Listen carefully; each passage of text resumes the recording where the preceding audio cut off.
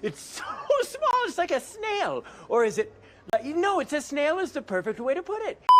If you were like me, you were probably a little caught off guard when Tamiya announced the latest release in their 35th scale armour range, the early war Panzer I Ausf B. It just kind of appeared with very little promotional fanfare. When Tamiya release just about anything, it's guaranteed to sell simply because of the reputation they've gained for producing quality kits. Whatever, just take it. Generally speaking, it's a manageable parts count that offers the modeler a predictable and trouble-free build. The Panzer I was the one missing World War II German mainstream tank from the Tamiya catalogue, so in a lot of ways this release makes sense. It just makes sense. At a glance, the parts look nicely resolved across the sprues with a number of uncharacteristically small parts for a Tamiya kit. The jack block and the antenna bracket have a timber grain in the sculpt, which should add a nice touch under the paint. The tracks come in a Lincoln length style, as seems to be the way with a lot of modern armour releases, and the uniform for the tank commander has a natural look to the fold in the fabric and offers a choice of headwear. However, the figure itself is a little sterile in nature. 22 steps are noted through the instruction sheet with a choice of 3 schemes, all of which are in the Panzer Grey from around 1939 to 1941. I'll be doing something a little different with mine, but for the sake of this review I'm going to build it for you and highlight some of the highs and lows of the kit as I go in the hope that it helps you out with your own build. The hull forms by attaching the side walls to the floor section, and the fit is very good and is held sturdily in place with an internal bracing piece. The front and rear plates find their placement flawlessly with thoughtful connection points that make any misplacement just about impossible. It was here I encountered one of the first small fine pieces that create the toe points at the rear of the tank. Take your time with clipping and sanding these because they have potential to find the flaw never to be seen again if you aren't careful, but they do add a nice touch of refinement once in place.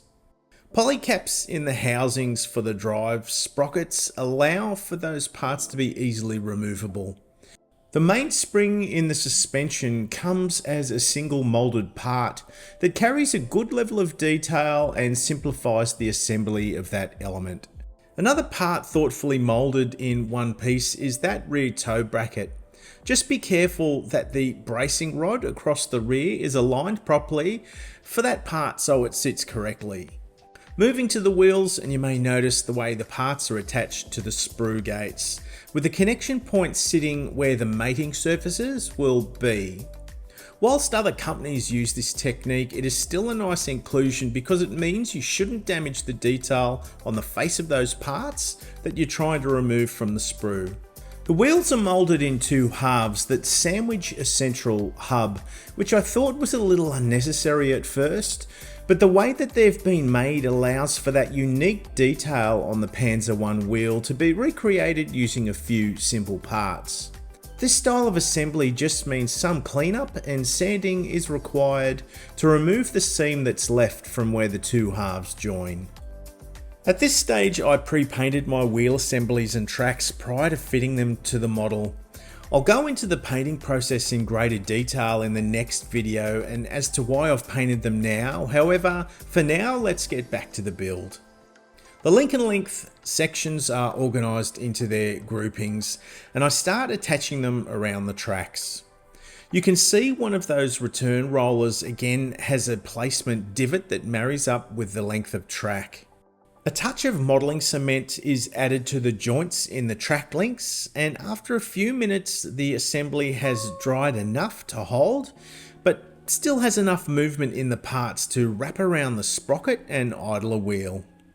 Modelling cement and paint don't play well with each other, but you can get away with it for this application.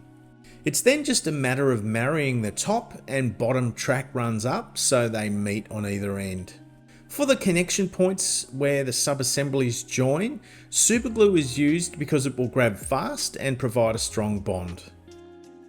Interestingly, I found I had to manipulate the position of the idler on the left hand side of the tank because the tracks kept coming up about half a link short.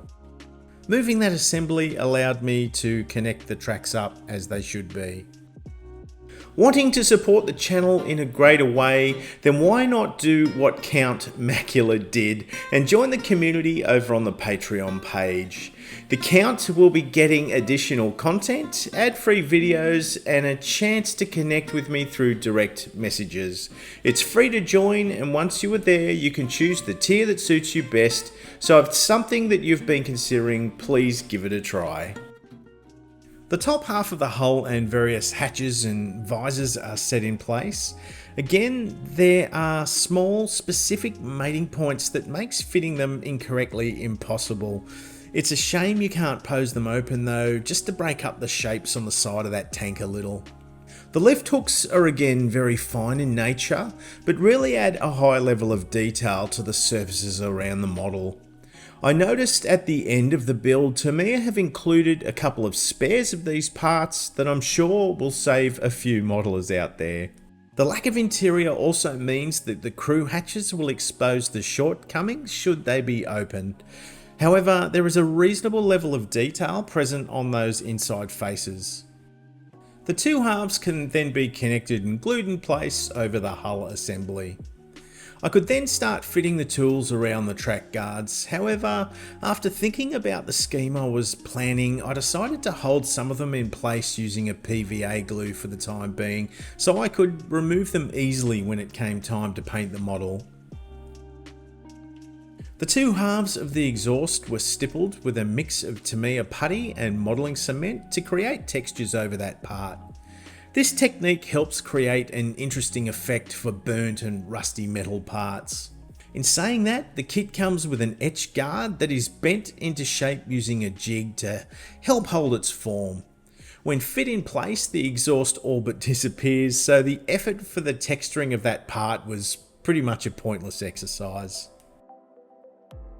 I'll highlight the reasons why in the painting video. However, the interior of the turret was first painted in black, and then the two halves were brought together to form the part.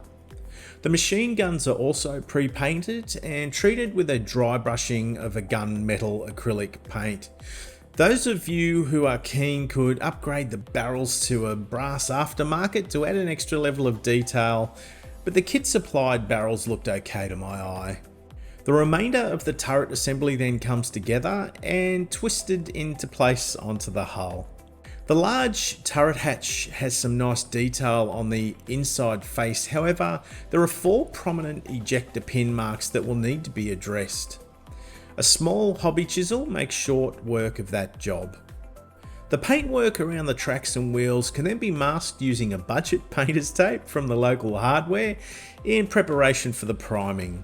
I primed the model off camera using a red oxide primer straight from the rattle can, and again I'll go into it further into the next installment in the series, but for now the construction of the model was complete. The Panzer I isn't going to appeal to every modeler because, as I mentioned, these early war subjects can often be overlooked for their bigger and more formidable brothers, but the Panzer I played a unique and important part in the evolution of tank development and warfare. The pros of the kit, well, this release was the missing piece of the German armour puzzle under that Tamiya banner.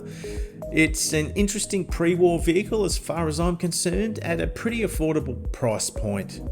There's great detail in the running gear, and the timber textures and the tow cable are a really nice touch. The cons? There are some uncharacteristic tiny parts that some might find tricky to handle. The Lincoln length tracks were a little awkward to work with just because of the size of the track, and I noted it as a pro as being an interesting vehicle. However, it may have limited appeal.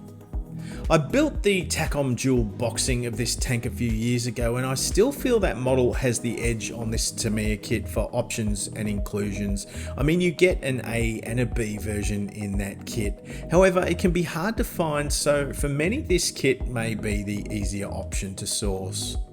Fear not if Panzer Grey isn't your flavour, because these little beauties saw a pre-war 3-tone scheme, and in case you hadn't guessed it already, that is the angle I'll be taking with this one. If you've enjoyed this video, please give it a like and be sure you are subscribed so you never miss an upload. Remember guys, this is the greatest hobby in the world. Share it with your family and share it with your friends, and let's be proud of what we do. Until next time, I'll see you soon.